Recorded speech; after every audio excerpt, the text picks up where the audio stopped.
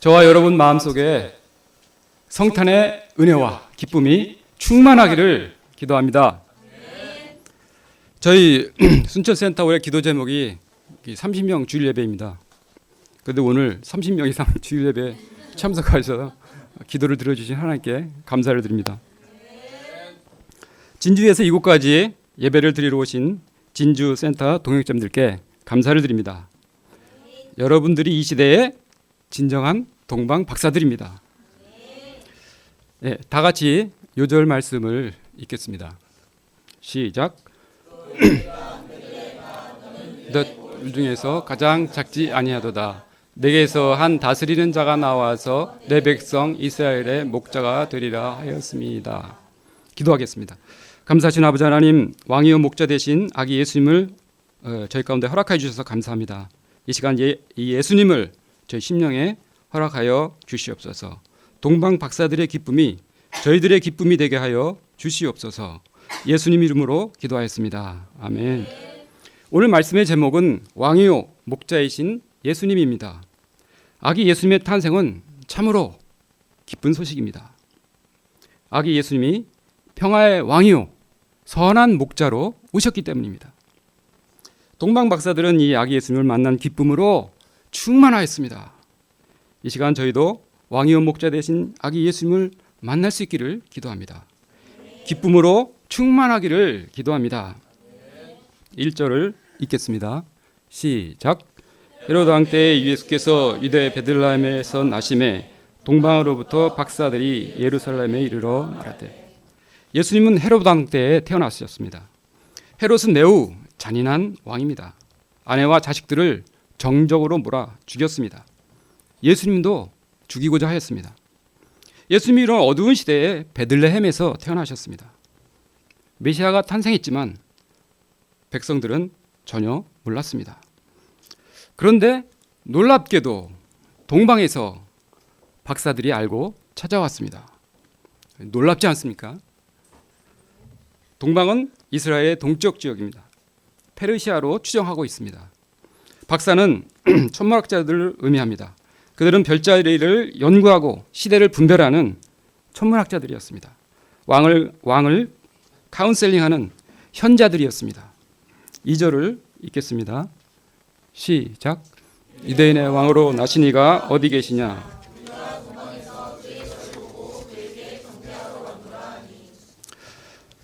그들은 유대인의 왕을 찾았습니다. 유대인의 왕은 메시아의 별명입니다. 당시 동방에도 메시아가 오실 것이라는 소문이 쫙 퍼져 있었습니다. 동방 박사들은 민수기 24장 17절 한 별이 야곱에게서 나오며 한 규가 이스라엘에게서 일어나리라, 이 말씀을 깊이 영접하였습니다. 그들은 매일 밤 메시아의 별을 찾았습니다. 그러나 메시아의 별은 보이지 않았습니다. 검은 머리가 하얗게 변화했습니다. 그들의 노력이 헛수고처럼 보였습니다. 그러나 그들의 삶은 하나님의 보시기에 별과 같이 빛나는 삶입니다. 별 볼 일 없는 삶이 아니라 별 볼 일 있는 삶이었습니다. 오늘도 만안경을 붙잡고 하늘을 쳐다보았습니다. 그런데 이게 웬일입니까? 목성과 토성이 합쳐지는 신기한 현상이 일어났습니다.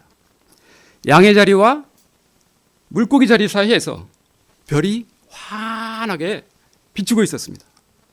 틀림없는 메시아의 별이었습니다. 그들은 외쳤습니다. 메시아의 별이다. 신 봤다. 아니, 별 봤다. 그들은 서로 껴안고 껑충껑충 뛰었습니다. 박항서 감독처럼 기쁨의 세레모니를 하였습니다.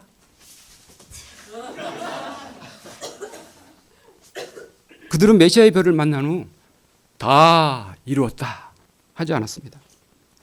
이제는 직접 만나서 경배를 드리고자 하였습니다.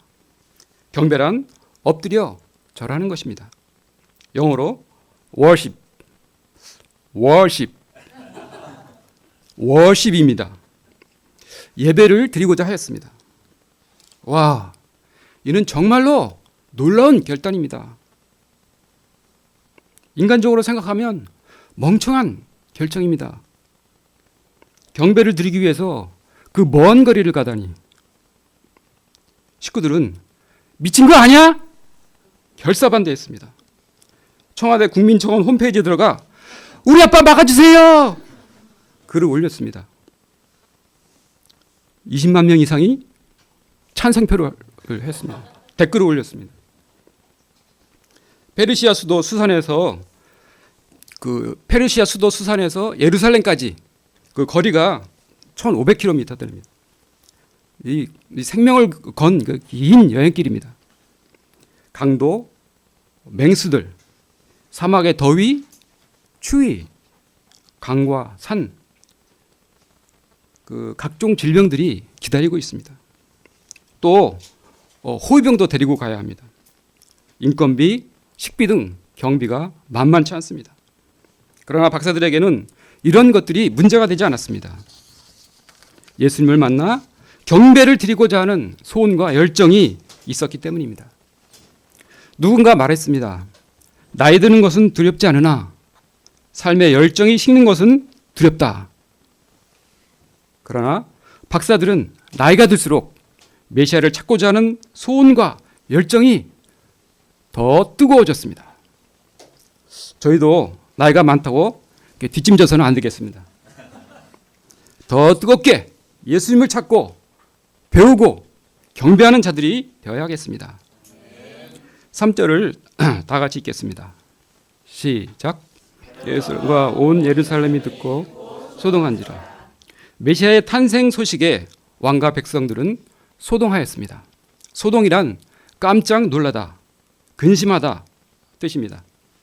헤롯은 놀라서 머리카락이 다 치솟아 올랐습니다. 아니 내가 이렇게 눈이 시퍼렇게 뜨고 있는데 왕이라니 이건 반역이야, 반역! 속으로 외쳤습니다. 또한 예루살렘 사람들도 당황했습니다. 아 글쎄 유대인의 왕이 태어난다며? 어허 큰일 났네. 헤롯이 저렇게 버티고 있는데 아이고 피바람 불게 생겼네 또. 그들은 메시아가 태어난 기쁨보다는 몰려올 후폭풍에 불안해하였습니다. 4절 5절을 보십시오. 다 같이 읽겠습니다. 시작. 왕이 모든 대제사장과 백성의 서기관들을 모아 그리스도가 어디서 나겠느냐 물으니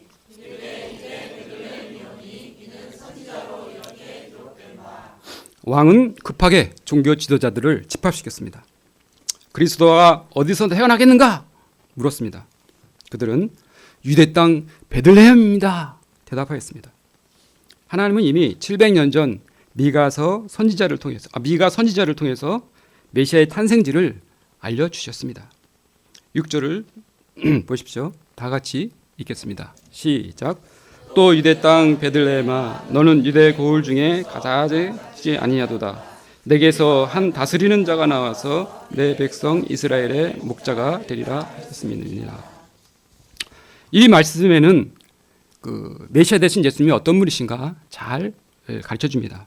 메시아는 다스리는 자요 이스라엘의 목자입니다. 예수님은 다스리는 자입니다. 왕입니다. 세상의 왕들은 돈과 또 이 권력으로 다스립니다. 김정은은 서열 2인자를 회의에서 졸았다고 고사포로 이렇게 쏴서 죽였습니다. 그러나 예수님은 사랑과 평화, 공평과 정의로 다스리십니다. 예수님이 마지막 예루살렘 성에 들어갈 때 무엇을 타고 가셨습니까? 혹시 알고 계신 분 계십니까? 누가 아까 당나귀 누가? 예, 맞습니다. 당나귀입니다. 이 장면은 예수님이 어떤 분이신가 잘 보여줍니다. 예수님은 겸손과 평화의 왕이십니다. 이 예수님의 다스림을 받을 때 마음에 평화와 쉼을 얻을 수 있습니다. 환경이 힘들고 어려워도 항상 밝게 웃습니다. 밝게 웃게 다닙니다. 감사하고 기뻐할 수 있습니다. 그러나 아무리 환경이 좋아도 사단이 다스리면 우리 마음은 지옥이 됩니다. 원망과 불평과 미움이 솟구쳐 올라옵니다. 계속 솟구쳐 올라옵니다. 그래서 마음이 늘 시끄럽습니다. 전쟁터가 됩니다. 시꺼먼 얼굴을 하고 늘 인상을 쓰며 다니게 됩니다. 그러면 우리가 어떻게 예수님의 다스림을 받을 수 있습니까? 예수님은 계시록 3장 20절에서 말씀하셨습니다. 볼지어다 내가 문 밖에 서서 두드리노니 누구든지 내 음성을 듣고 문을 열면 내가 그에게로 들어가 그로 더불어 먹고 그는 나로 더불어 먹으리라. 예수님은 우리의 마음 문을 안타깝게 두드리십니다. 용찬 씨, 마음의 문을 열어주세요. 권영 씨, 마음의 문을 열어주세요. 우리는 이 예수님의 음성을 듣고 마음의 문을 활짝 열어야 합니다. 웰컴! 하며 영접해야 합니다. 그러면 예수님은 우리 마음에 들어와 동고동락해 주십니다. 우리를 사랑과 평화로 다스려 주십니다. 6절 하반절을 읽겠습니다. 시작. 내 백성 이스라엘의 예수님은 이스라엘의 목자가 되십니다. 목자는 양을 돌보는 사람입니다. 목자 없는 양은 어떻게 됩니까? 양은 근시 또 방향 감각도 없습니다. 그래서 길을 잘 잃고 헤매다가 웅덩이에 빠지거나 절벽에서 떨어집니다.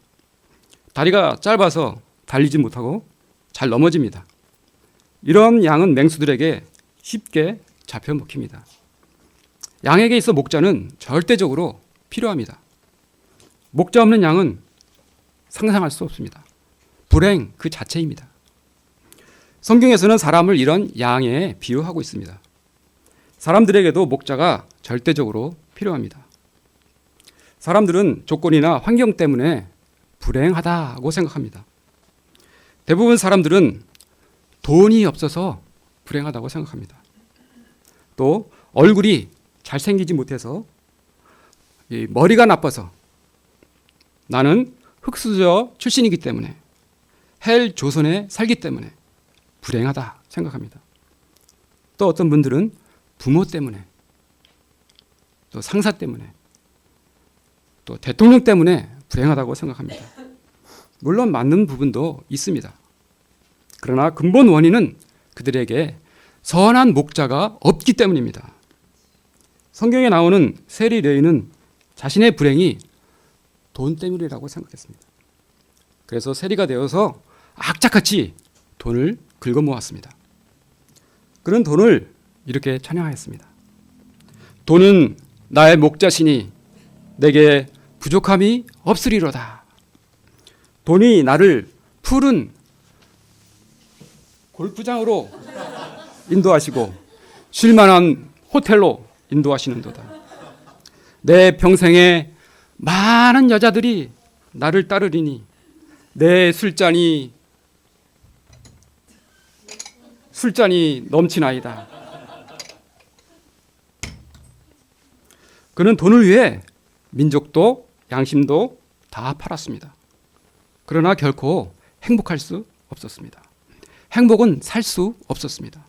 오히려 죄의식과 허무에 잠을 잘 수가 없었습니다. 예수님이 이런 고통하는 그를 보시고 Follow me 하셨습니다. 제자로 부르셨습니다. 그가 목자 되신 예수님을 쫓았을 때 돈 마태에서 성 마태로 변화되었습니다. 이처럼 예수님 안에서 누구나 변화되고 새로운 인생을 살 수 있습니다. 예수님은 상한 갈대도 꺾지 않으시고 꺼져가는 심지도 끄지 않으십니다. 양들을 위해 목숨을 버리신 선한 목자이십니다. 이 땅에 선한 목자로 오신 아기 예수님께 감사와 찬양을 돌려드립니다. 7절을 보겠습니다. 다 같이 읽겠습니다. 시작. 되는 때를 자세히 묻고 베들레헴으로 보내며 이르되 가서 아기께 대하여 자세히 알아보고 찾거든 내게 구하여 나도 가서 그에게 경배하게 하라. 헤롯 왕은 박사들을 조용히 불렀습니다. 별이 나타난 때를 자세히 물어보았습니다. 그리고 그 집을 찾거든 자신에게 가르쳐달라고 했습니다. 이는 경배하기 위해서가 아니라 암살, 죽이기 위해서였습니다. 9절 상반절을 보십시오. 시작. 박사들이 왕이 맞고 떴어요. 왕궁을 떠나는 박사들의 마음이 어땠을까요? 몹시 어두웠을 것 같습니다. 동방 박사들은 유대인의 왕은 왕궁에서 태어나겠지, 비단 옷에 쌓여 황금 침대에 누워 있겠지 생각했었을 겁니다. 그러나 그곳에 없었습니다. 왕의 탄생조차 그들은 몰랐습니다. 박사들은 혹시 우리가 별을 잘못 찾은 게 아닌가 의심이 들어왔습니다. 또 이 넓은 데서 아이들을 어떻게 찾지? 염려가 되었습니다. 출발할 때의 기백은 사라지고 한숨이 절로 나왔습니다. 9절 하반절을 읽겠습니다. 시작.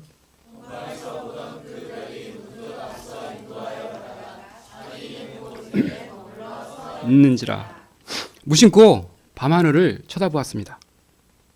그런데 이게 웬일입니까? 동방에서 보았던 그 별이 환하게 비추고 있었습니다. 그리고 앞서가더니 아기가 있는 곳 위에 멈추어 섰습니다. 그 별을 본 박사들의 반응이 어떠합니까? 10절을 매우 기뻐하듯이 읽겠습니다. 시작. 그들이 별을 보고 매우 크게 기뻐하고 기뻐하더라.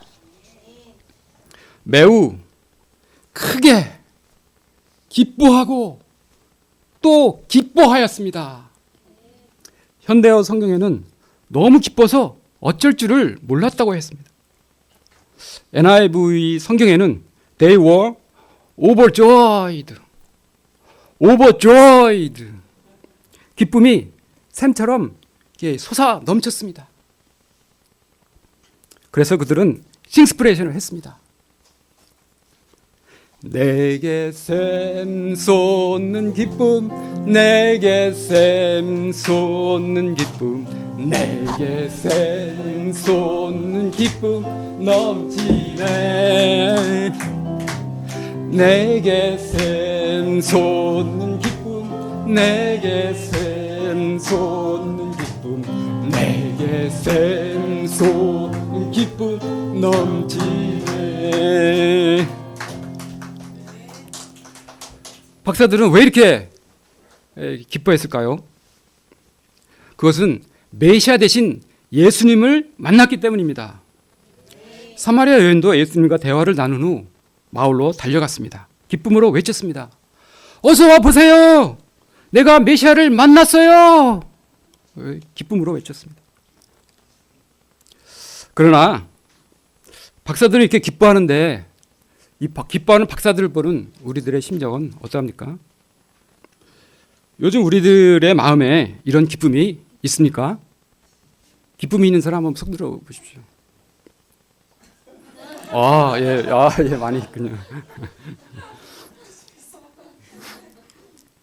막막한 현실을 바라볼 때 염려가 많이 들어옵니다.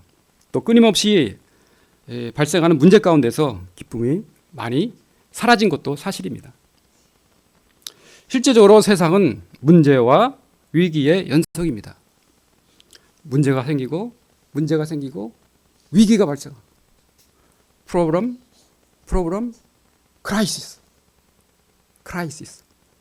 발음이 맞습니까? 크라이시스. 위기가 옵니다. 근데 문제는 이 문제에 대한 우리의 자세입니다. 우리가 어떤 자세를 가져야 할까요? 문제 앞에서도 그냥 하하하 호호호 웃을까요? 그러면 이거 진짜 문제 많은 사람입니다. 문제는 기도하라고 주시는 하나님의 사인입니다. 문제는 하나님을 만날 수 있는 좋은 기회가 됩니다. 살아계신 하나님을 체험할 때 우리는 진정으로 기뻐할 수 있습니다. 요즘 무슨 통신 시대죠? 무슨 통신 시대인가요? 5G. 5G 시대입니다. 저는 영적으로 5G를 제안합니다. 5기, 오기를 제안합니다. 위기는 위기는 기도하는 자에게 기적을 체험하고 기뻐하는 기회가 됩니다. 무슨 말인지 잘 모르시겠죠? 다시 한번 해보겠습니다.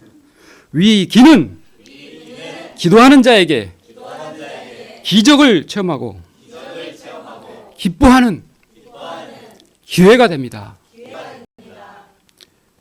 세상에서 5G를 안 쓰면은 5G를 안 쓰면은 굉장히 뭐랄까 시대에 뒤떨어진 사람이라고 생각합니다. 불행하다고까지 생각합니다. 저희들도 영적으로 5G를 사용하는 그런 사람이 되어야 되겠습니다. 그래서 문제 앞에서 염려하기보다 기도할 수 있기를 기도합니다. 11절을 읽겠습니다. 시작. 그가 아기와 그의 어머니 마리아가 함께 있는 것을 보고 엎드려 아기께 경배하고 보배압을 열어 황금과 유향과 몰약을 예물로 드리니라. 그는 떨리는 손으로 문을 열고 들어갔습니다. 그곳에는 아기 예수님이 누워 계셨습니다. 창조주 하나님께서 연약한 아기의 모습으로 누워 계셨습니다. 그들에게 임마누엘의 은혜가 온 몸으로 느껴졌습니다. 그들은 온 마음과 정성을 다해서 아기 예수님께 엎드려 절하였습니다. 경배를 드렸습니다. 그리고 보물 상자를 열었습니다. 황금과 유향과 몰약을 예물로 드렸습니다. 황금은 왕권을 상징합니다. 유향은 제사장을 의미합니다. 몰약은 예수님의 십자가를 죽음을 의미합니다. 이는 예수님이 우리를 영원히 다스리는 왕이시요 우리를 하나님께로 인도하는 제사장이요 우리의 모든 죄를 대신하여 죽으신 그리스도이심을 말해줍니다. 또한 이들의 경배는 예수님은 유대인뿐만 아니라 모든 백성들의 경배를 받으시기에 합당하신 만왕의 왕이심을 보여줍니다. 12절을 보십시오. 다 같이 읽겠습니다. 시작. 그들은 꿈에 12절. 그들은 꿈에 헤롯에게로 돌아가지 말라 지시함을 받았습니다. 그들은 하나님의 말씀에 순종해서 다른 길로 돌아갔습니다. 저는 초중고 시절 공부를 매우 못하였습니다. 고3 초 공부를 포기하였습니다. 태권도 금메달을 통해서 공부에 실패를 만회코자 했습니다. 그러나 운동에서도 실패했습니다. 나는 할 수 없다. 다른 사람은 다 해도 나는 안 돼. 패배의식으로 병이 들었습니다. 군 제대 후 과거에 대한 후회, 장래에 대한 두려움으로 떨었습니다. 예수님이 이런 죄인을 계시록 3장 20절 말씀을 통해서 만나주셨습니다. 우리 마음문을 안타까이 놓고 하시는 예수님의 사랑을 깊이 깨닫게 되었습니다. 저는 예수님을 나의 왕으로 영접하였습니다. 저의 삶은 변화되기 시작하였습니다. 하나님의 말씀은 찌그러진 내면을 치료하여 주셨습니다. 감사와 찬송이 흘러나왔습니다. 또 늘 실패하던 저를 교사 임용시험에 합격하셨습니다. 살아계신 하나님을 만난 기쁨으로 충만케 하셨습니다. 하나님은 졸업 후 UBF로 인도해 주셨습니다. 깊이 있는 말씀 공부와 순종을 배우게 하셨습니다. 생명의 열매도 얻게 하셨습니다. 일용할 양식과 1:1 말씀 공부와 소강과 예배를 통해 자기 마음대로 살지 않고 주님을 따르도록 도와주셨습니다. 지금까지 남는 자가 되게 하시고 캠퍼스 역사를 위해 기도하게 하셨습니다. 이 하나님께 감사와 찬송을 드립니다. 저는 요즘 염려로 기쁨이 없었습니다. 물질 염려, 건강 염려, 믿지 않는 베드로를 인해 염려가 되었습니다. 또 동방박사 메시지를 맡아서 염려가 되었습니다. 특히 매우 기뻐하는 그들을 볼 때 나는 마음이 더 어두워졌습니다. 어떻게 이 기쁨을 전하지? 고민이 되었습니다. 그러나 저는 말씀을 깊이 묵상하면서 하나님의 은혜를 많이 깨닫게 되었습니다. 문제는 하나님을 만나는 기회입니다. 저희가 문제를 통해서 하나님을 깊이 만나고 기쁨이 충만할 수 있기를 기도합니다. 결론입니다. 예수님이 이 땅에 왕이요 목자로 오셨습니다. 동방 박사들이 이 예수님을 만난 기쁨으로 충만하였습니다. 예수님을 왕으로 영접하고 경배하였습니다. 저희도 이 예수님을 간절히 찾고 만날 수 있기를 기도합니다. 마음의 감사와 기쁨이 흘러 넘칠 수 있기를 기도합니다. 그래서 일생 왕요 목자 되신 예수님을 경배하는 자들이 되기를 기도합니다.